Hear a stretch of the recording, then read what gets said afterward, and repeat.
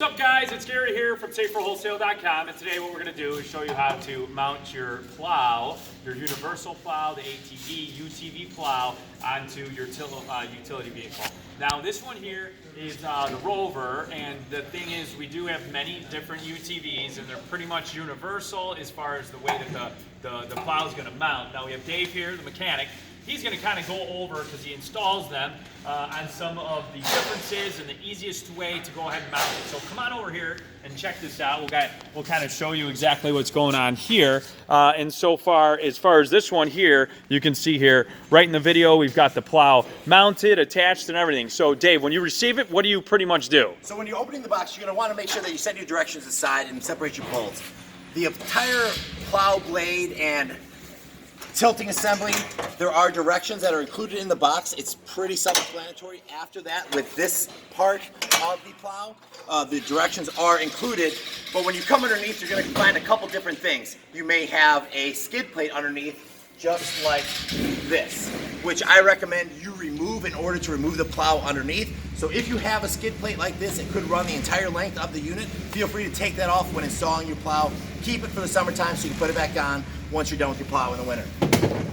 Coming underneath here, okay, you want to be on the lookout for a few things. So in your kit, you're going to have included some U-bolts. So as you can see up here. Got it. So U-bolts, and then there'll also be some risers, spacers. And what you're looking for is what kind of tubing your frame has. So if your frame is going to have a round tubing like this, you're going to want to be looking for a U-bolt. The U-bolt setup will be easier with round tubing. If you want to come and take a look at this other utility vehicle we have over here, you'll see that right away. Now it doesn't have obviously the winch or nothing installed yet. This does not have the winch, but you can see that we have square tubing for your frame. Right. So you're going to need to make sure that you have either square tubing or round tubing to install your plow. Now if you have round tubing, basically you use the U-bolts, which are, as you can see here, right, I can see them here, pointing to it right there, perfect, so we can see that. So you would obviously use the U-bolts. Now what if you have a square frame? If you're going to have the square frame, we're going to want to get the square spacer plates. Now keep in mind, boys and girls, this one here, again, this plow is universal and your UTV is going to be a little bit different. You're going to want to always remove that belly pan so you can easily access, and you may, worst case, have to possibly, which we never have had to do, make a plate. So now you do have. So we have these adapter plates right here. So what you can do for these adapter plates, if you have the square style bracket or the square style frame, is you will put these spacer plates over, and then you can use the U-bolts to grab through. There you go. And now basically another thing, obviously this right here is a very large pipe, very large tubing here, so you can go in and out with the UTV snow plow or the ATV plow.